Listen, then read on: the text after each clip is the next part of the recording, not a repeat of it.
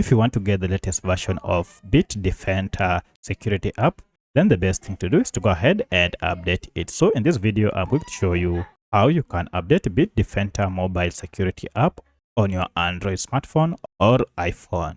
If this video helps, please like and subscribe to this channel.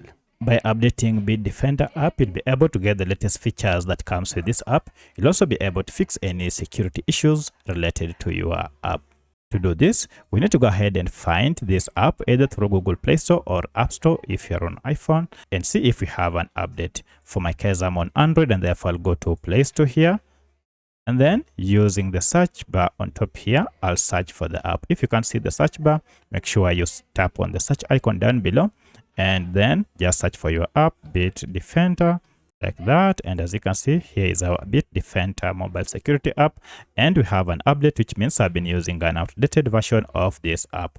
To update, tap on update, and this will go ahead and download the latest version of this app, then install it on your smartphone. From here now, you can go ahead and open your app to start using the latest version of Bitdefender Security app. If you have any other question, kindly let me know in the comment section. Otherwise, thanks for watching, and let's meet in the next video.